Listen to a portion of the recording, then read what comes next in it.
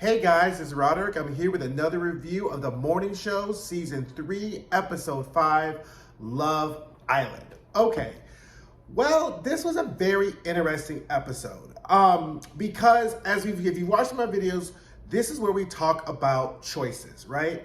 And it's always easier in hindsight to look at choices and to say whether or not it was a good choice, whether or not it was a bad choice. But, the good choices are the choices that are stick, that are good, and the bad choices are the ones we hit with meh, right? So this was a very interesting episode because for a lot of reasons. One, it was a fully comprised flashback episode. If you see my shorts about the use of flashbacks, I have to say the morning show hits the nail with this use of flashbacks. However, structurally, if you were watch this episode, this episode narratively and structurally could have been the season premiere of this season, right?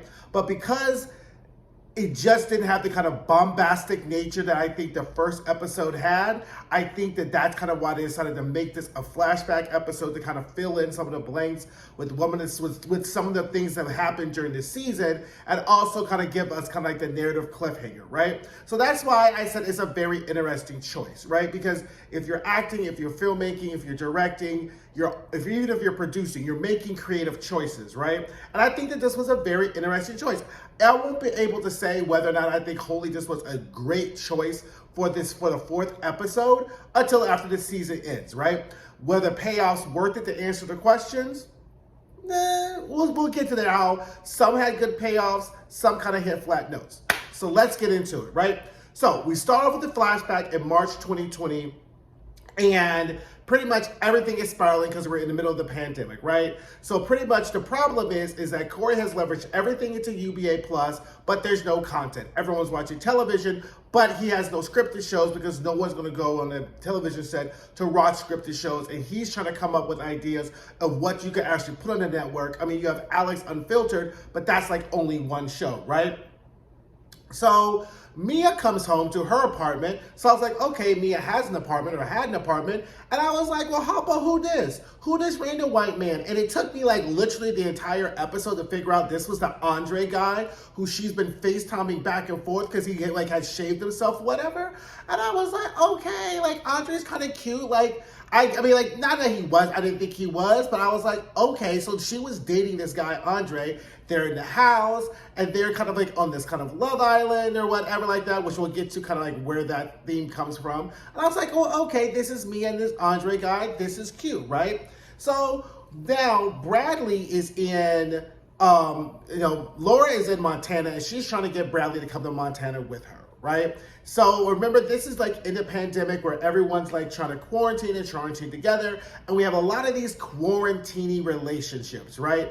And that's kind of where the idea of Love Island comes from, right? During the pandemic, a lot of people, not me, but other people kind of either gravitated closer towards their relationships during the pandemic or were searching for someone to be with during the pandemic, right? So that kind of like the first half of this episode is really about people really trying to, that desperate need of connection during the pandemic because you had to be 6 feet away, you couldn't touch anyone, and no one knew what was going on.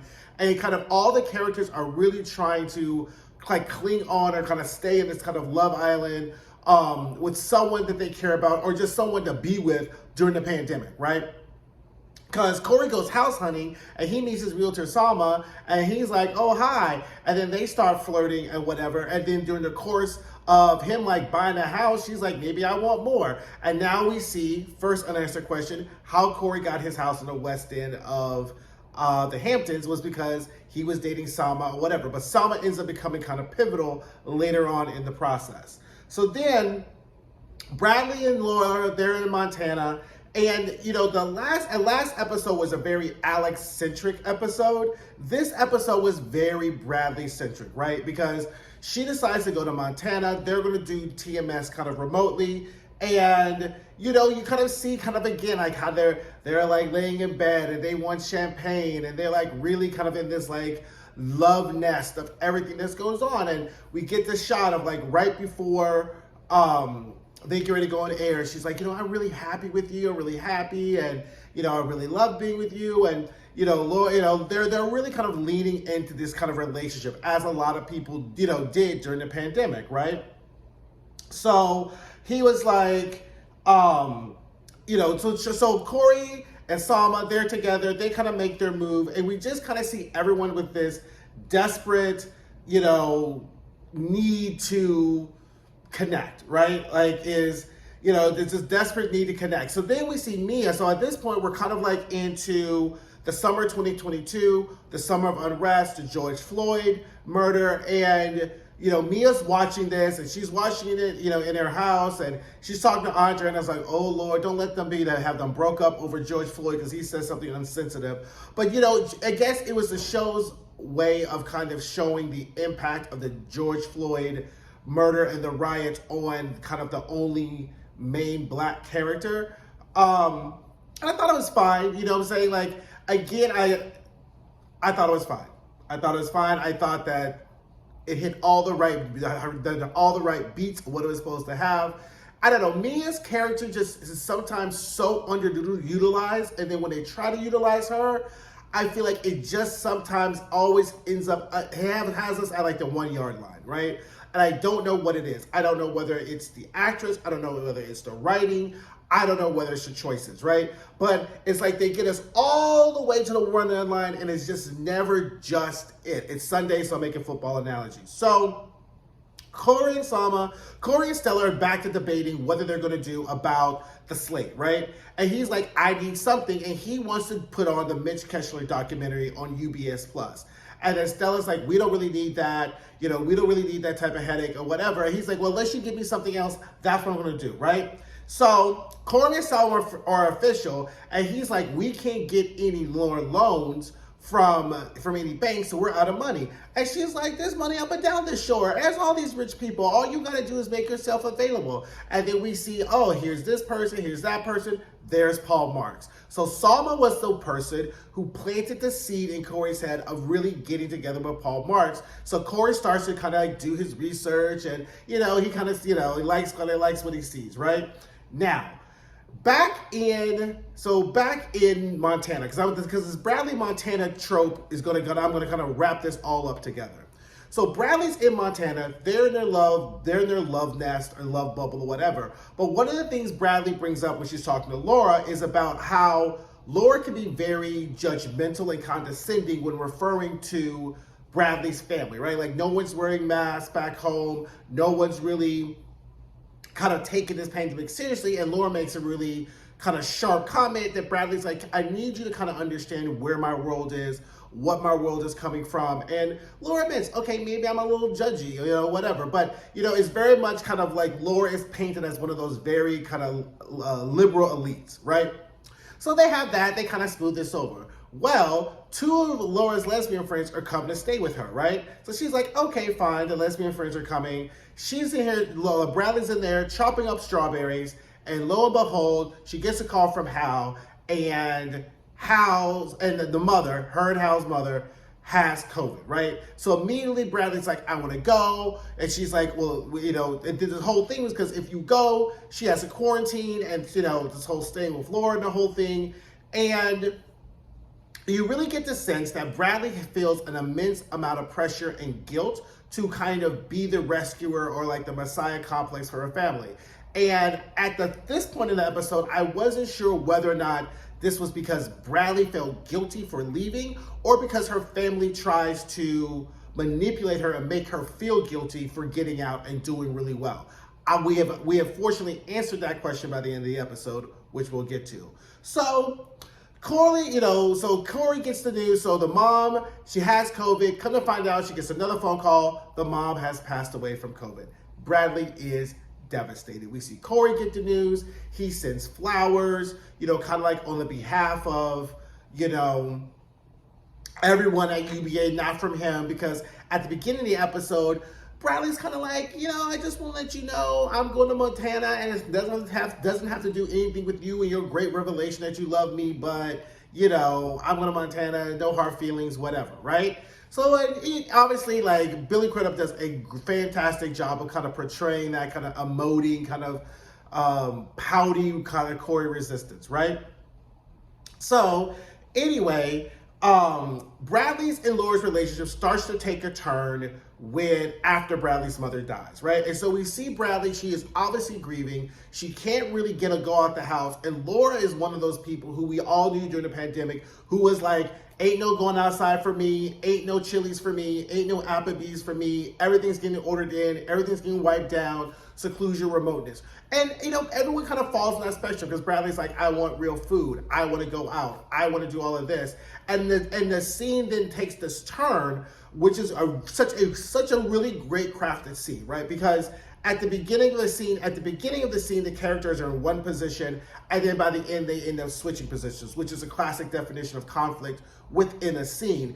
And we see that Bradley starts to lash out at Laura, about how condescending and judgmental she was about her family, and how she just uses her as her white trash pet to make herself feel better. And Laura's like, where is this coming from? Now, I'm not saying that Laura didn't have her faults, whatever, but Bradley's whole barrage on Laura was totally unnecessary, and she's obviously grieving. She's feeling guilty she couldn't be with her mother. And Laura's like, you need to grow the fuck up. You need to like your mother. You talk cash money shit about your mother the entire time. And the fact is, I'm just here doing this. And we kind of see the disintegration of their relationship as the episode goes on. They're not lovey-dovey when they're sitting there. There's no palling around. There's nothing. And so ultimately, Bradley ends up going to Washington, D.C., right? So because there's an internal discussion between Cory and between Mia and Stella, because now Bradley has requested to kind of get off of TMS, and they're like, we can't break up the duo. And they're like, maybe we'll put her on evening news, but then they're saying maybe they'll put Alex on evening news.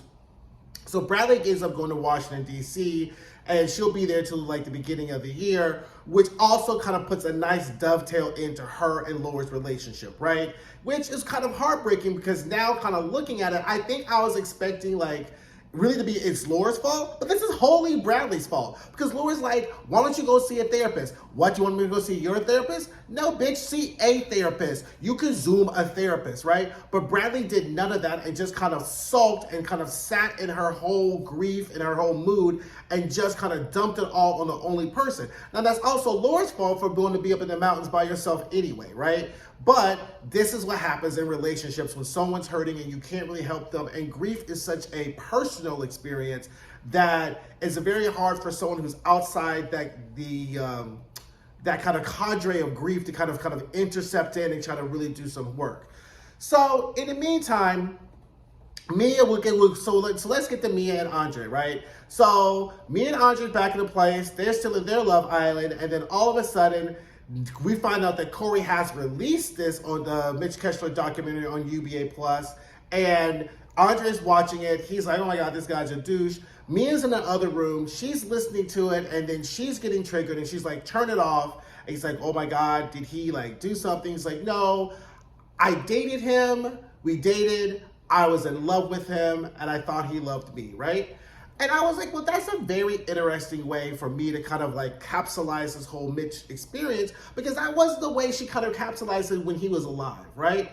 And I recognize that this issue with Mitch does deal with a very sensitive topic of sexual assault and whatever, but the way the Mia-Mitch situation just always again fell flat for me, because her response just was not congruent to the facts as we knew them, right? So I guess I was always like, well, what, you dated him, he didn't like you, that's happened to just about everybody, right? But Mia's response to the whole situation, so it just always seemed kind of off key, it just didn't matter, her response was a lot larger than what the situation was. Maybe I'm a heartless bitch, it could be, I don't know, but I'll just leave that situation there. So then later on, Andre goes out, comes home drunk, and she's like, did you go to a bar? He's like, no, I went to 3. So now she's pissed because he done been all in COVID Alley or wherever in New York City. So she has to go and find her another place to sleep.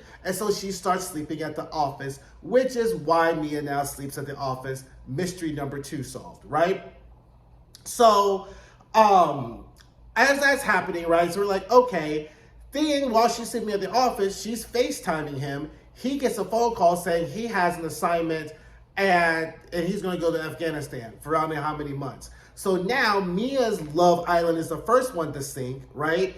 And that's because, you know what? He got, she wasn't going to take a chance of getting COVID. He goes to Afghanistan. So I guess Mia is sleeping at the office until Andre comes home because she can't really go back to the place where they used to be together and she was all whatever. I don't think Mia's reaction was unreasonable. I think I probably would have gotten a COVID test or had him quarantined for a few days or whatever. But at this point in the pandemic, nobody really knew that, right? Everyone's like freaking out. It's like, you went outside or whatever like that, right?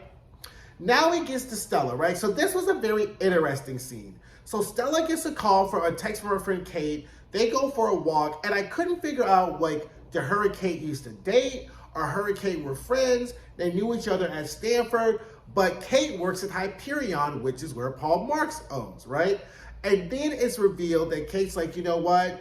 Because Kate's kind of thinking about her life and maybe she should leave. And Stella's like, girl, we ain't got nothing over here for you, whatever. But she's like, I wasn't asking for a job, bitch. I was just trying to share my fucking life with my friend. She's like, girl, I was just letting you know we ain't got nothing, but I keep my ears open. So at this point, she says, like, I don't blame you from leaving Paul Marks and going corporate, right? So did she leave Paul Marks professionally or did she leave Paul Marks personally, right? Because the picture looked like they had some type of personal relationship, but the picture could be a picture of their professional relationship. We still don't know what's going on with Stella and Paul Marks, and they're not really giving this up. And I feel like I feel like of all the little gaps they were filling in or whatever, that's one of them. Oh, and the whole Eric, the black gay guy is on, he got salty and he left. So that's how they wrapped up this little storyline, right? So in the meantime, Cory and Salma are like their relationship is drizzling on because she's like, I can't find my bracelet. He's like, I'll look for it, whatever, right? So now we get to Bradley in Washington, D.C. So this is kind of like where the episode kind of takes a turn from like the love bubble kind of pandemic to like, so she's in D.C., and so we can see that flashback of her like washing her hands like we saw like in the earlier episodes. And I'm thinking they buried a body. I'm thinking like she killed somebody. Child, she was holed up at the insurrection, which we knew earlier because that's what she got the award for, right? But she was at the insurrection. She's all like bandana, ski masked out or whatever, taking photos and films with her iPhone. So she's like taking photos. She said, like, first of all, Apple once again is flexing to be able to recreate the interior of the United States Capitol. I'm so glad that all my Apple money is going towards these shows having high quality production value. So we go in, and so she's doing it, and then we see a police officer get assaulted, and they're like, fighting with police officers. She has a film, she's taping, the police officer, the guy are fighting. Child, it's fucking Hal. Hal's ass on Forrest Gumped his way right up to the insurrection, and Bradley's like, the whole fuck? So then we see, so she gets all this video. Hal ends up going back to the hotel, and she's like, tell me why you involved in this. And he gives like the typical, well, I was with some friends, we didn't know it was gonna be like this. The whole insurrection like cry story that they're using, right?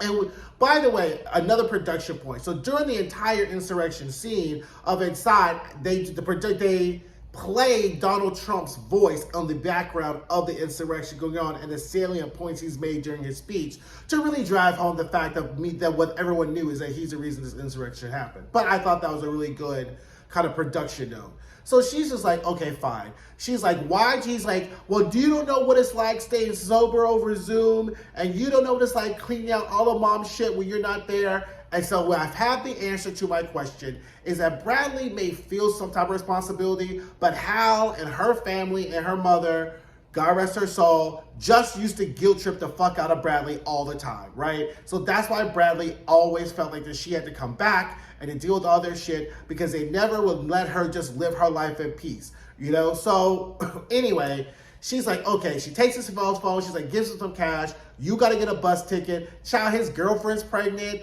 he's gonna be a dad, and she's like, oh my God, what have you got me into? So let's stop here, right? So here's the implications. Bradley Jackson works for UBA covering the insurrection.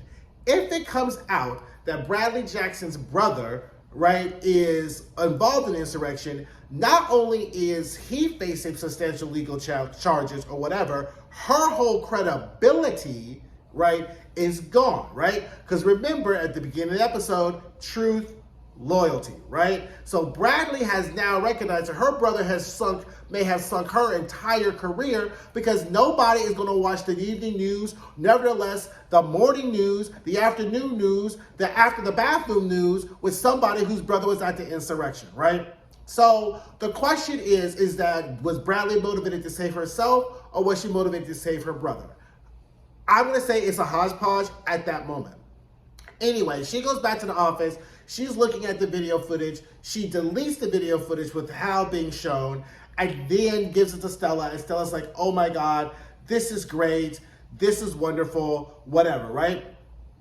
So they're all doing this. And so then finally, they go meet with the whole, so then she looks at it. It gets aired. It's absolute footage, whatever.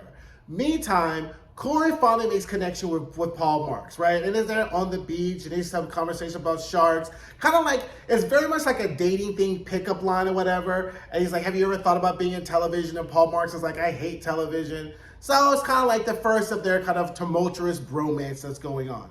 So meanwhile, Cory's at his house, minding his rich, white-ass business, and here comes Bradley. And I was like, oh, so this is what this is all about. So she shows up.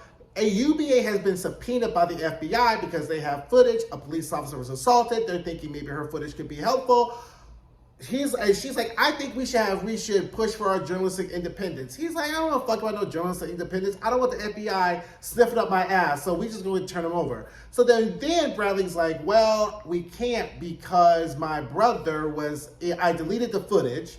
And he's like, why? Because my brother was at the insurrection. And then she does my brother's the only thing I have. And Cory is rightfully pissed, right? Like, why do you keep asking me for motherfucking favors if you don't want to fuck with me, right? And I'm not saying that this is a sexual quid pro quo or he shouldn't have done it or whatever, but Bradley likes to cross the line of Cory and of her and Cory's relationship when it suits her. Right?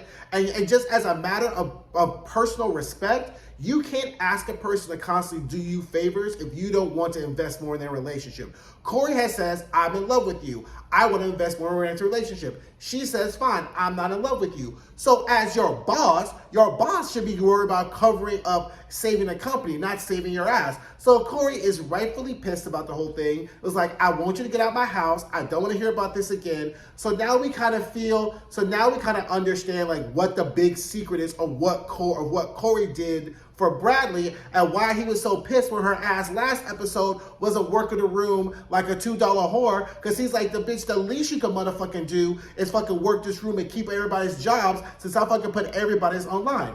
Now, let's go back to the breach. This kind of raises the stakes, right? Because if there was a data breach and then everything on the UBA network was compromised, then whoever did the data breach is going to know that Bradley deleted the footage, and the footage that they turned over was the footage that was aired, not the footage that Bradley actually has. So now whoever has that information also knows that Cory and Bradley lied to the FBI, perjury, and did not turn over all the evidence that they should have turned over, possible obstruction of justice, right? So there we go. That was pretty much our episode. I mean, again, I think a lot of the secret payoffs were worth it. I really like this was a Bradley-centric episode. The lesbian shit wasn't as cumbersome as I thought it was going to be because it was just how people deal regularly in relationships, right? So, again, I thought the episode was good. I just want to see what the connective tissue is going to be with this next episode that's coming out, right?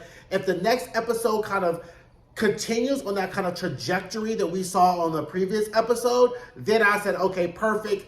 But if we get a kind of wonk episode, it really probably wasn't the best choice because we left on such a huge cliffhanger with Alex coming out the helicopter of Paul Marks that like we want to keep building on that trajectory, and this one kind of slowed the pacing down. Now, pacing in its macro form, which I would call this, which happens in television shows, is when you insert an episode to kind of slow down the pace of the series so that you just aren't going boom, boom, boom, boom, boom, boom, boom. So I understand that this episode also serves the point of slowing down the pacing. Pacing on a micro level occurs in films when you have a scene that kind of comes after a big climactic plot point to again slow down the trajectory of what's going on in the film. So this is a pacing episode on a macro level. The question is, does it pay off, right? And I'm gonna say more than likely it does. Like the morning show is playing with house money because they very seldom fumble, and everybody nails it from acting, directing, production, they just nail it. So they really have a lot more grace to kind of play around with their narrative structure than a lot of other shows, which you like, okay, you got one more episode, you got two more episodes, or whatever. I am liking this episode. I just want the nuggets and the payloads to pay off to be worth the investment. So right now, I will say it's not. I have faith in the show, and I have faith in the writers and the producers. Whether or not that faith is misplaced, we will see. So anyway, guys, don't forget to like, don't forget to comment, don't forget to subscribe, share with your friends, and I'll see you guys soon. Bye.